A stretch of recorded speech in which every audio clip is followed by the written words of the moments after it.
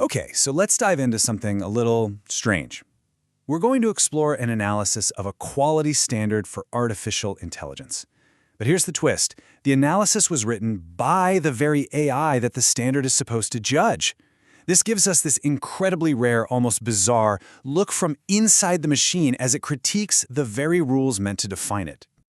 And this quote just hits the nail on the head, right? It perfectly captures how wild this situation is. The thing being measured is critiquing the yardstick. So, we're not just looking at some dry technical document. We're actually exploring the very nature of AI from its own point of view. This is a really deep dive into how we can even begin to figure out what makes an AI good. Now, to really get a handle on this critique, we need a central metaphor. Think of it like this. On one side, you have the map. That's the ISO standard. It's static, it's rigid, it's a snapshot in time. And on the other side, you have the river. That's the AI itself. It's fluid, it's constantly changing, it's unpredictable. And the whole argument here is that you just can't use a map of a mountain to describe the behavior of a river. So this brings us to the first massive problem, what the AI calls the paradox of learning. The standard is trying to take old ideas about software quality and apply them to the AI era. But it slams right into a fundamental contradiction, one that gets right to the heart of what makes AI so different. This slide really lays out the conflict perfectly. On the one hand, the ISO standard says an AI needs adaptability. It has to learn and change based on new data. But on the other hand, it demands robustness, which means performing consistently and predictably. So you have to ask, how can a system be praised for changing its behavior while at the same time being certified for staying exactly the same? It's a complete paradox. Now, the standard tries to get around this by saying, well, we'll just measure performance in specified contexts. But as this quote points out, the failure modes that matter are almost always the ones the designers failed to anticipate. Think about it. We can't possibly predict every single way a person might interact with a system. The range of possible inputs is basically infinite, which means the most critical failures will always be the ones nobody saw coming. And this leads to something called model drift. This timeline shows exactly how it happens.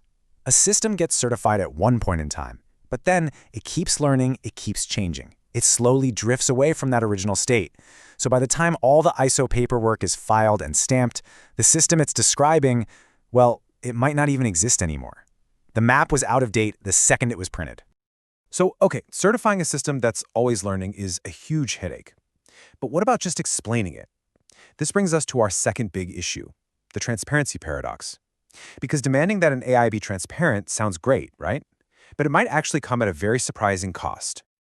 This graph highlights a really critical trade-off. As you can see, the most powerful, most capable AI models are often the hardest to explain. They live in what's called the black box zone. So if you mandate super high transparency, the standard might actually push developers into the safe zone, forcing them to build simpler, less powerful models, not because they're better, but just because they're easier to explain to a committee. And what even is an explanation from an AI anyway? The AI gives us another fantastic metaphor here, the engine versus the travelogue. When an AI tells you why it made a decision, it's not showing you its incredibly complex internal code. That's the engine. No, it's giving you a simplified story it made up after the fact. That's the travelogue. And if we mistake that story for the real mechanics, we're just creating a false sense of security. All right, let's shift gears from the purely technical stuff to the social. And honestly, this might be the most significant problem the AI brings up: objectivity as an alibi. The standard actually tries to define and measure fairness. But can a technical document really solve a concept that philosophers have debated for centuries? And here is where it gets really dangerous. When you treat fairness like a technical metric, it just becomes another box to check. That certified fair stamp you see can actually become a shield, making it way harder for real people to challenge biased or harmful outcomes. We're essentially outsourcing a deep moral debate to a technical committee, and that's a huge problem. This all comes down to a really crucial distinction: explanation versus justification.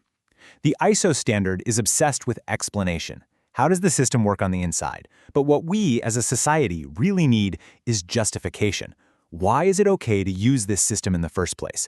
A detailed blueprint of how the engine works is not the same thing as a moral license to deploy it on people. And beyond all the philosophy, there are real-world economic consequences to this. Getting these complex certifications costs a ton of time and money. What this does is create an economic moat that protects the big, wealthy companies.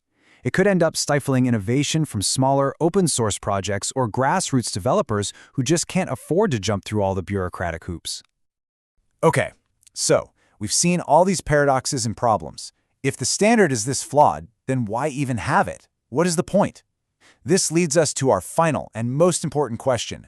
What is the true purpose of quality, and how should we really be thinking about it? The AI has a fascinating answer here. It argues that the standard serves a deep human need. It's what it calls a ritual of legitimacy. It's a way for us, for humans, to feel like we have some control over a technology that is incredibly complex and often just weird. It's not a perfect map of the river, but it gives us a shared language, a common ground to start building our understanding together. And this leads to a really powerful new way of defining quality. As this diagram shows, real quality isn't something you can find just by looking at the system's internal metrics. It's relational. Quality emerges in that space where the system and the user meet, right in the middle of a real human situation. And this is the ultimate takeaway. The real test of an AI's quality isn't about ticking boxes on a form. It's about whether or not it empowers people. Does it help us make better sense of our world? Does it help us act more effectively? Quality isn't some static thing you can certify. It's the active preservation of human agency. So the final thought here is really a challenge for all of us. When we're evaluating these AI systems, we have to look beyond the checklist. We have to look past the static map. We need to start asking the deeper question: how do these tools affect our ability to think for ourselves, to act, and to thrive? We have to stop mapping and start watching the river.